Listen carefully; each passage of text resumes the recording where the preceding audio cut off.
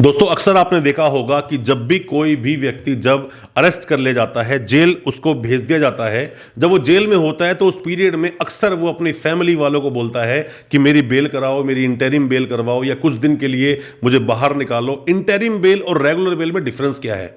मतलब एक बार बेल अगर आपकी हो गई तो क्या आपको दोबारा जेल नहीं जाना होगा?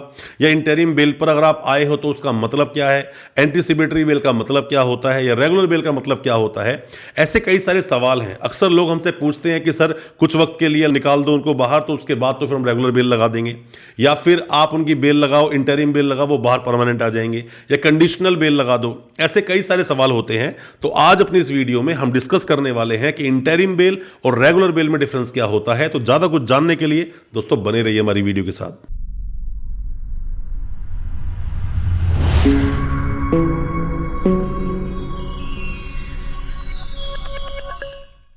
नमस्कार दोस्तों, स्वागत करता हूं आप सभी का अपने इस YouTube चैनल पर जिसका नाम है फाइट फॉर ट्रू। मेरा नाम है वीरेंद्र वर्मा। जैसा आप सभी जानते हैं हम इसी तरह की लीगल अवेयरनेस की वीडियोस आपके लेकर आते हैं और आपको बनाते हैं कानूनी जानकार। दोस्तों आपको अगर कानून की जानकारी होगी, अगर आपको पता होगा अपने देश के कानून का, प्रोसीडिंग्स का, तरीकों का, आईपीसी के सेक्शंस का, तो मेरा मानना है कि आपके साथ जो भी कोई बड़ी प्रॉब्लम हो सकती थी वो नहीं होगी। और आपको अपने देश के कानून का पता होना जरूरी भी है, क्योंकि हमारे देश में जितने भी नागरिक हैं उनका कर्तव्य बन जाता है कि अपने देश के प्रति जो ड्यूटीज हैं और साथ में जो कानून है उसके प्रति वो लॉयल रहें।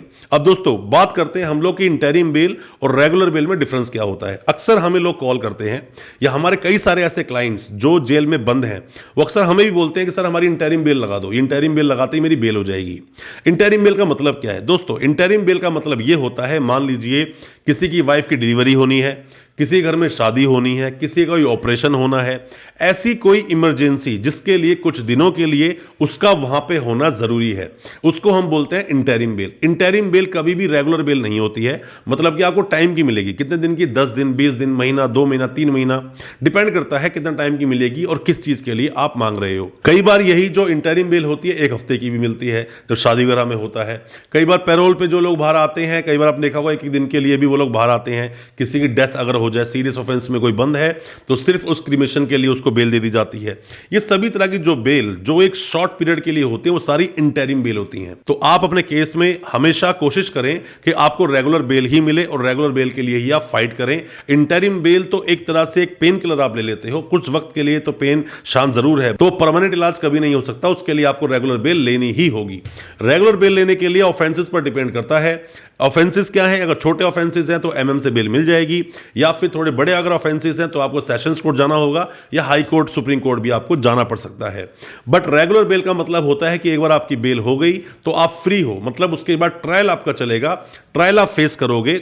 अभी फिलहाल कोर्ट ने आपको बेल दे दी है, उसमें जो मुचलका आप भरते हैं या श्योरिटी आप देते हैं वो देने के बाद में आपको बेल मिल जाती है। ट्रायल को आप फेस करते हैं, उसमें गिल्टी हो या नॉन गिल्टी हो वो तो बाद में पता चलेगा जब वो केस चल कई साल हो जाएंगे और सारी प्रोसीडिंग आपकी खत्म हो जाएगी।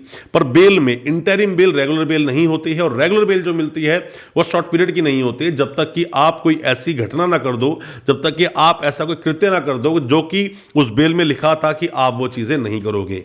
अगर आपको किसी की भी बेल डिसमिस करानी हो, आप वो अगर विक्टिम हो और आपने कहा कि उसको बेल मिल गई, बेल नहीं मिलनी चाहिए थी, तो आप उसकी एक बेल डिसमिस कराने के लिए भी एप्लीकेशन कोर्ट में लगा सकते हैं। जिन भी जज साहब ने उनको बेल दी है, जो भी एक्यूज बाहर आया है, उन्हीं के पास वो एप्लीकेशन लगेगी और आप बेल भी डिसमिस करा सकते हैं। कोई भी किसी भी तरह का सवाल अगर आपके दिल में है, कुछ भी आप पूछना चाहते हैं, आप कमेंट बॉक्स में हमें जरूर बताएं।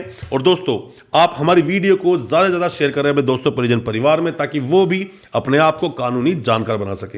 अच्छा लगा आज का वीडियो, हमारे चैनल को सब्सक्राइब करना बिल्कुल ना भूलें, साथ में लगा बेल आइकन जरूर दबा दें, ताकि इसी तरह की जो हम वीडियोस लेकर आते हैं, जो लीगल अवेयरनेस की वीडियोस लेकर आते हैं, आपको बनाते हैं कानूनी जानकार, वो आप तक पहुंच सके सबसे पहले। बहुत बहुत शुक्रिया, तो धन्यवाद हमारी वीडियो के साथ बने रहने के लिए।